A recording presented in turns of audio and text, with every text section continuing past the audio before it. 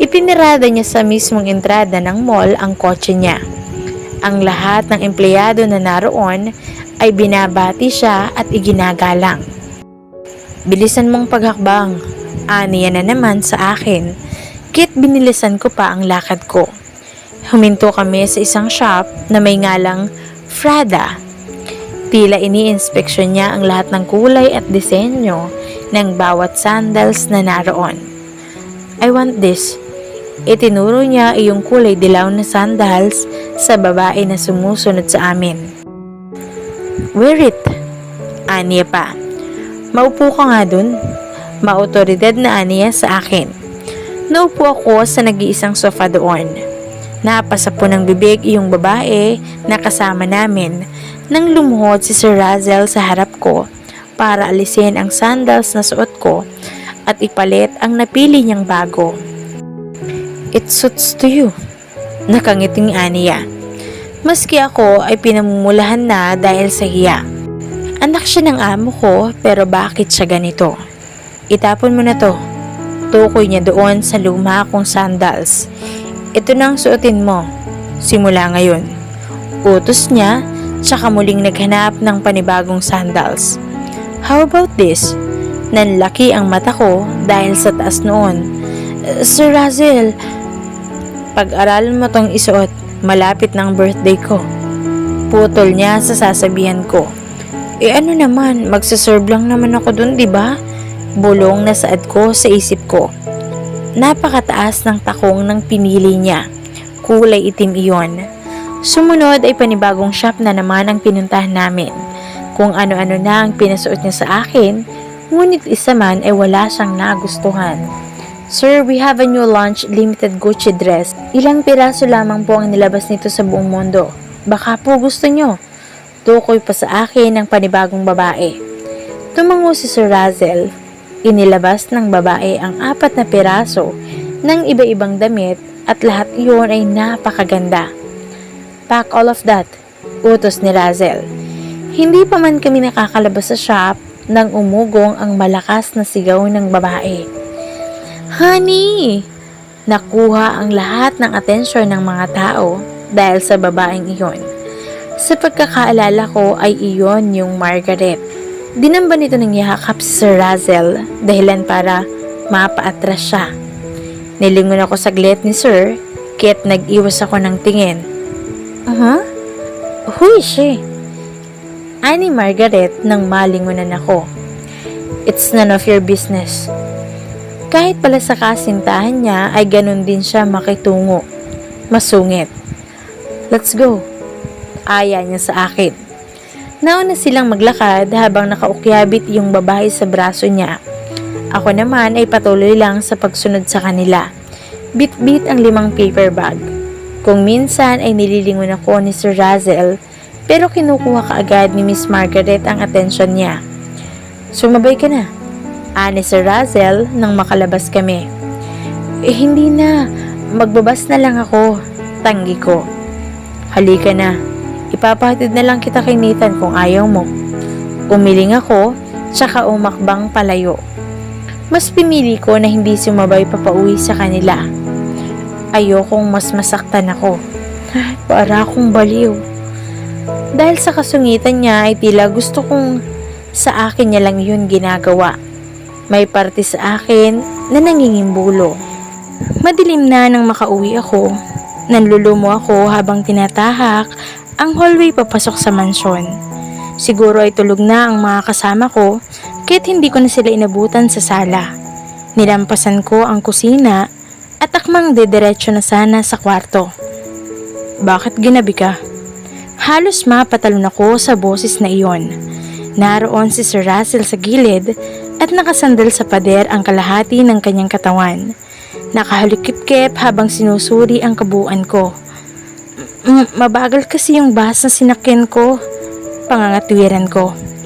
"Alam mo bang hindi pa ako naghahapunan?" Matalim ang mata niya nang sinalubong ko iyon. Bakit naman? Hinintay niya ako? Tanong ko sa sarili ko. "Stop dreaming, poor lady. Day off ngayon nila Martha at ng 2 kasamahan. Kahit walang magluluto. Kamuntikan pa akong masamid." Sabi ni, ako lang talagang umaasa. Bulong ko pa. Oo, sige, sandali lang. Saad ko. Akmang dediretso na ako sa paglalakad nang higitin niya ang braso ko at maingat na isinandal sa pader. Itinuon pa niya ang braso niya sa ulunan ko, dahilan para matanaw ko ang asul niyang mga mata at napakaganda noon. Next time umuwi ka ng mas maaga. Hindi siya galit, ngunit ang kilay niya ay nagpapatunay na bahagya siyang naiinis. Ngunit para saan? Heto ka na naman, Bal. Nag-iisip ka na naman ng hindi maganda. Kusa siyang umalis sa harapan ko, tsaka nakapamulsang naglakad. Tawagin mo ako kapag nakaluto ka na. Aniya habang paakyat ng hagdan, pataas sa kwarto niya. Halos maibagsak ko ang balikat ko sa nerbiyos pagpasok ko sa kwarto. Ha? Anong nangyari? Takang saad ko. Lumabas ako ulit para silipin kung talaga bang ito ang kwarto namin ni Amelia. Ito naman ang pinto. Pero anong nangyari? Tanong ko sa isip ko. Bagong pintura na kasi iyon, dilaw ang mga poste ngunit pink ang mga pader. Magagandang kortina na din ang nakakabit, pati ang higaan namin ni Amelia ay kama na halos magkakasya yata kahit 5 tao pa. May malaking salamin din bago makapunta ng CR. Nasaan si Amelia? Nasabi ko. Oo nga pala, baka maging dragon na naman yun pag nagtagal pa ako dito. Nagmamadali akong nagtungo pababa sa kusina. Malayo pa lamang ay natanaw ko nang nakaupo si Sir Razel sa isang upuan kung saan kami kumakain ng mga kapwa kasambahay ko. Tinignan ko kung saan siya nakatingin. Naroon sa lapag, pinapanood niya si Bamboo na kumakain ng sariwang kawayan. Tinanaw ko ulit siya. Matapos ay dumiretso na rin. Nagpanggap ako na hindi ko siya nakikita sa paligid ko. Nagluto ako nang hindi siya pinapansin. Ipapadala ko si Tanda sa Amerika. Iyon ang nakaagaw ng pansin ko, kahit nilingon ko siya. Hindi siya magiging okay kung dito lang siya magkukulong sa bahay. Gusto mo bang sumama? Ha? Hindi ko alam kung ano ang sasabihin ko. Kung gusto mong sumama sa matandang yon, ay pasasamahin naman kita. Pero kung hindi, syempre mananatili ka dito sa bahay kasama ko. Natanaw kong kumibot ang kilay niya. Kami. Pagtatama niya. Dahil sa balitang iyon ni Sir Razel ay tila kulang na naman ang tulog ko kinabukasan. Amelia, saan ka natulog? Takang tanong ko nang mamataan ko si Amelia na nagpupunas ng mga baso sa kusina. Doon sa bagong kwarto na binigay ni Sir Razel, sinibak niya si Carla kahapon matapos niyang marinig na nilalandi mo daw kuno si Sir Razel. Dahil lang doon?